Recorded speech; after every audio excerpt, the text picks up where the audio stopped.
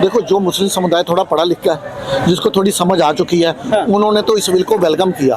और जो है मदरसा छाप जो कट्टरपंथियों की बातों में आ चुके हैं, मौलाना मौलवी काजियों की बातों में आ रहे हैं, वो ही इसका विरोध कर रहे हैं। ये जो गुमराह किया जा रहा है कि इससे मदरसे खत्म हो जाएंगे, इससे दरगाहें खत्म कर दी जाएंगी, इससे मस्जिदें तोड़ दी जाएंगी, ये युवाओं को बरगलाया जा रहा है। सभी वक्फ बोर्ड की प्रॉपर्टियों का रख रखाव होगा, डिसेंट्रलाइजेशन होगा, कंप्यूटराइजेशन होगा।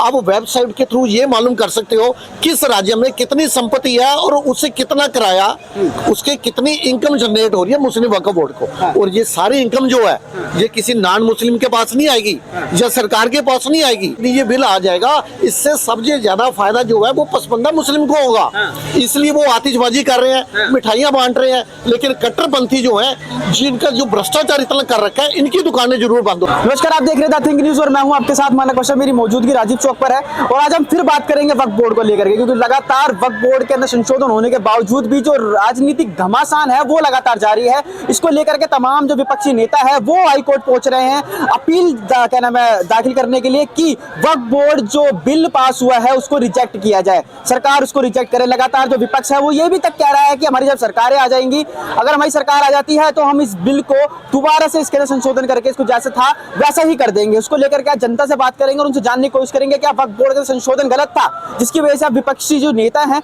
वो इस टाइम पे इतना क्या नाम है हाई कोर्ट तक जा रहे हैं और लगातार जो प्रोटेस्ट है वो भी देश के अंदर लगातार जगह जगह पर देखने को मिल रहा है। सर, आपसे शुरुआत करना चाहूंगा, पहले सर अपना एक बार नाम बता दीजिए। मैं अमित शाह अरोड़ा, दिल्ली से।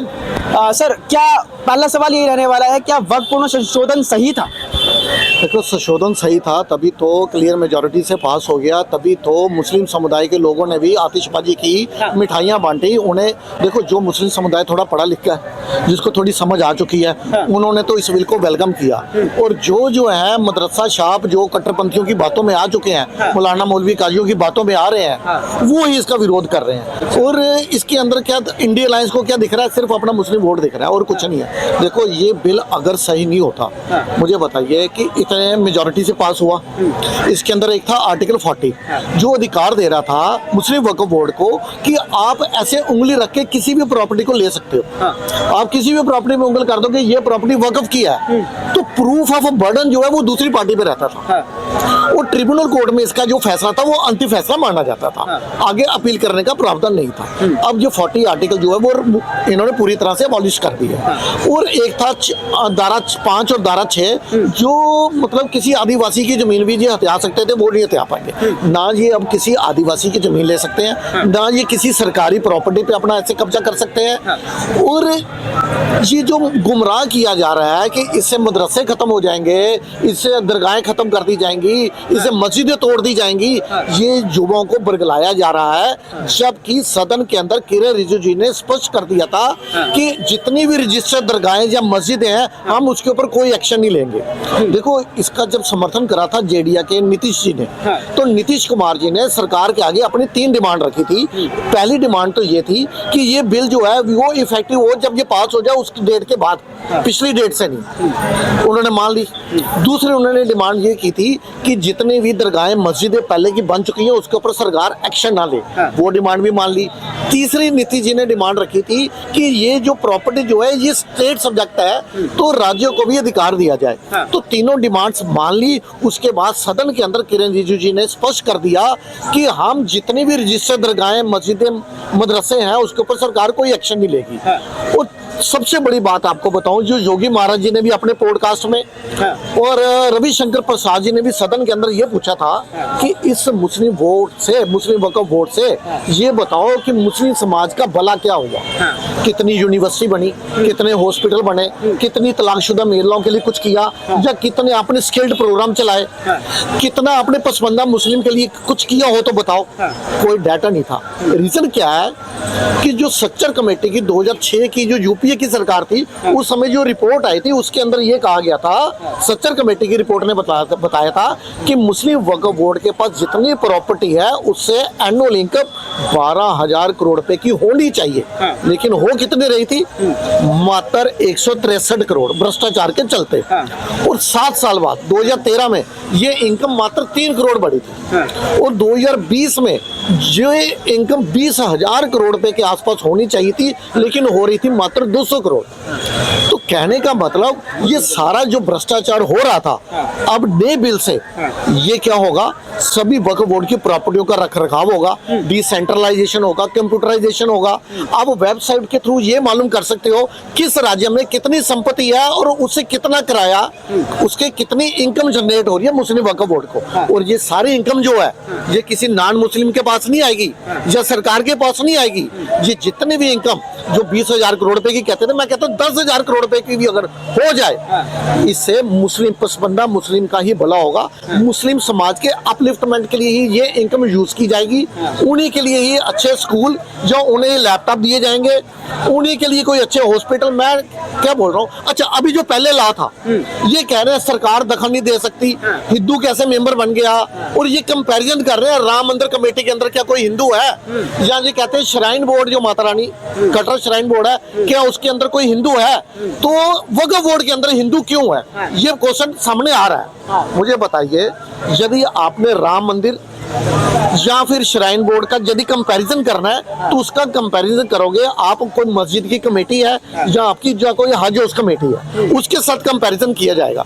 वक्फ बोर्ड जो है ये सरकार द्वारा चलाई गई एक संस्था है, एक एनजीओ है, उसके साथ इनका कंपैरिजन नहीं हो सकता। देखो सरकार का जो डाटा मैं देख रहा था, 2000 कभी इन्होंने 12 करोड़, कभी 15 करोड़, 2022-23 में 30 करोड़ रुपया सरकार ने मुस्लिम वक्फ काउंसिल को दिया, जो सेंटर की है, उससे पैसा स्टेट में जाता है, फिर स्टेट वक्फ बोर्ड के पास जाता है। इवन की जो दिल्ली की जो केजरीवाल जी की जो सरकार थी, उन्होंने जनता के टैक्स पेयर का 100 करोड़ से ऊपर मुस्लिम वक्फ बोर्ड को दे दिया था। ये सरकार से पैसा ले सकते हैं। ये नॉन मुस्लिम से प्रॉपर्टी वक्फ कर सकता है कोई भी नॉन मुस्लिम, जो पुराना बिल था, ये नॉन मुस्लिम भी प्रॉपर्टी, आप नॉन मुस्लिम से प्रॉपर्टी ले सकते हो, सरकार से पैसा ले सकते हो, सरकार सैलरी दे सकती है, लेकिन सरकार दखल नहीं दे सकती, सरकार कोई क्वेश्चन नहीं पूछ सकती। लेकिन ओवैसी क्यों इतना बौखला रहे हैं? वो तो ये कह रहे हैं कि मुसलमान खतरे में आ जाएगा अगर हमारी सरकार नहीं आई तो। अब देखो ओबीसी की जो राजनीति है ना, वो सिर्फ कट्टरपंथियों के साथ ही इर्द गिर्द घूमती है। अच्छा। मुस्लिम के इर्द गिर्द उसकी देखो उसकी पार्टी का नाम ही मुस्लिम ही नहीं था, क्या मुस्लिमीन आ रहा ना नाम उसकी पार्टी के अंदर, वो सिर्फ मुस्लिमों की पार्टी है। उनको डराकर ये हमेशा बीजेपी का डर दिखाएंगे, बीजेपी आएगी तो ये कर देगी वो कर देगी। अभी जो डाटा सामने आया उसमें ये पता चला है कि जितनी भी केंद्र की योजनाएं हैं उसका सबसे ज्यादा फायदा जो है वो मिनॉरिटी अल्पसंख्यकों को पहुंचा। जितने मोदी जी के द्वारा जो घर दिए गए या प्रधानमंत्री आवास योजना के तहत आपने देखा था ना, रामपुर के अंदर भी 270 के आसपास घर दिए गए थे, उसके बावजूद भी एक भी वोट उस एरिया से बीजेपी को नहीं मिला था। लेकिन इन्होंने कहा कोई दिक्कत नहीं है, हमें वोट दें या ना दें, लेकिन मोदी जी का ये स्पष्ट कहना है कि मुस्लिम बच्चे के एक हाथ में अगर कुरान शरीफ है तो दूसरे हाथ में लैपटॉप हो। क्योंकि बीजेपी मानती है सबका साथ, सबका विकास, सबका विश्वास, सबका प्रयास। क्योंकि उनका ये मानना मोदी जी का, यदि भारत के हर एक समाज का विकास होगा तो भारत का विकास होगा, उसके अंदर मुस्लिम समाज भी आता है। और प्रधानमंत्री की जितनी भी योजनाएं हैं पीएम की, उसका सबसे ज्यादा फायदा जो है वो अल्पसंख्यकों को ही पहुंचा है। और अब यदि ये बिल आ जाएगा, इससे सबसे ज्यादा फायदा जो है वो पसमानदा मुस्लिम को होगा। इसलिए वो आतिशबाजी कर रहे हैं, मिठाइयां बांट रहे हैं, लेकिन कट्टरपंथी जो है जिनका जो भ्रष्टाचार इतना कर रखा है, इनकी दुकानें जरूर बंद हो। लेकिन वो तो ये कह रहे हैं कि बिल रिजेक्ट नहीं हुआ तो फिर से शाहीन बाग बना दिया जाएगा। अब शाहीन बाग आप भूल जाइए, क्योंकि दिल्ली के अंदर अब जो है ये आम आदमी पार्टी की सरकार नहीं है। देखो ये जो शाहीन बाग की धमकियां दी जा रही है ना, उन्हें भी मालूम है कि ये अब कुछ नहीं कर सकते। अमित शाह जी ने स्पष्ट कर दिया था सदन के अंदर ही कि ये सदन का पास किया गया बिल है, सभी को मानना पड़ेगा। और अब ये जो ममता बनर्जी जो खुश कर रही है, क्योंकि उन्हें ममता बहनों को चुनाव नजर आ रहा है, उनको ये लग रहा है कि वहां पे चुनाव है, 20% को एकजुट रखो, 80% को जातियों में बांट दो, और जो है ये वोट बैंक की राजनीति है और कुछ नहीं है। ये सिर्फ बिहार के चुनाव, वहां पे चुनाव, ये चुनाव के चलते ये इस तरह से मुस्लिम तुष्टीकरण की राजनीति की जा रही है। लेकिन सच में ये है कि इस बिल के आने से मुस्लिम समाज का भला होगा। देखो मुझे बताओ, मुस्लिम समुदाय पथराव क्यों कर रहा है? अभी आपने देखा जम्मू कश्मीर में पथराव हुआ, बंगाल के अंदर पथराव हुआ। ये पथराव वही लोग कर रहे हैं जो कुछ कट्टरपंथियों की बातों में आ गए हैं। अच्छा। ये चाहते नहीं है कि मुस्लिम समाज का बच्चा जो है वो भी पढ़ लिख कर डॉक्टर इंजीनियर बने।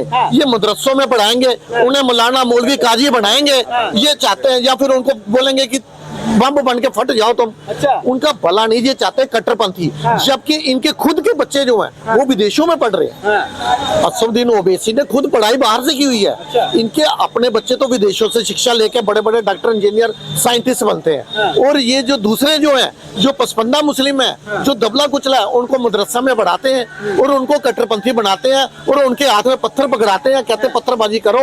और जब सरकार कोई एक्शन लेती है, मुझे बताइए जो संभल में घटना घटी, हाँ। जिन्होंने पत्थर चलाए उनके घर ढह गए, उनके बच्चे अभी भी जेल की हवा खा रहे हैं। उनके लिए ये अब आए ना सामने कोई कट्टरपंथी, उनकी बेल तो नहीं करवा सकते, लेकिन उनको बहका के पत्थरबाजी करवा सकते हैं। लेकिन अब धीरे धीरे जो है ना, मुस्लिम समाज का बच्चा जब पढ़ लिख जाएगा ना, उसको भी समझ आ जाएगी उनका भला जो है वो सिर्फ एनडीए वालों ने ही किया है। सिर्फ बीजेपी मोदी जी ने कोई मुस्लिम तुष्टि, उन्होंने कहा जी यदि ये वोट नहीं देते कोई बात नहीं, लेकिन हमारी जितनी भी योजनाएं हैं उनका सबसे ज्यादा फायदा ज्यादा अल्पसंख्यक ले रहा है, तो अच्छी बात है, उन्हें कोई दिक्कत नहीं है। विपक्ष ये क्यों कह रहा है कि अगर भाजपा सरकार अगर एक बार दोबारा से आई सत्ता के अंदर तो मुसलमानों को देश से खत्म कर देगी? देखो देश से ये तो बहकाया जा रहा है ना। अभी मैंने क्या बोला आपको, क्या बहकाया जा रहा था, ये मदरसे खत्म कर देंगे, ये खत्म कर देंगे, ये दरगाहें तोड़ दी जाएगी, मस्जिदें तोड़ दी जाएंगी। जबकि सदन के अंदर माननीय अमित शाह जी ने, गृह मंत्री जी ने भी बोल दिया कि कोई रजिस्टर्ड दरगाहें जितनी है उसके ऊपर कोई एक्शन नहीं ली जाएगी। हुआ क्या था आपको पता होगा, 5 मार्च 2014 आचार संहिता लगने के चंद घंटे पहले ये यूपीए की सरकार ने दिल्ली की पॉश 123 प्रॉपर्टी मुस्लिम वक्फ बोर्ड को दे दी। जबकि उनके केसेस जो हैं, किसी का 30 साल, किसी का 40 साल, 50 साल पुराने केसेस चल रहे थे। जबकि मैटर सब जुडिस था, इन्होंने मुस्लिम तुष्टीकरण की राजनीति करते हुए दिल्ली की पॉश 123 प्रॉपर्टी मुस्लिम वक्फ बोर्ड को दे दी। एक हफ्ता पहले उनको बोला आप अर्जी लगाइए सरकार के पास, और उन्होंने एक हफ्ता पहले अर्जी लगाई और आचार संहिता लगने से चंद घंटे पहले मनमोहन सिंह ने, पीएम ने साइन करके उनको दे दी। ये होती है मुस्लिम तुष्टीकरण की राजनीति करना। कहने का मतलब ये है कि अब क्या होगा, नए बिल से सभी को मालूम है पसमानदा मुस्लिम का भला होगा, दबले कुचले मुस्लिम का भला होगा, और ये जो भ्रष्टाचार है इसका खात्मा होगा।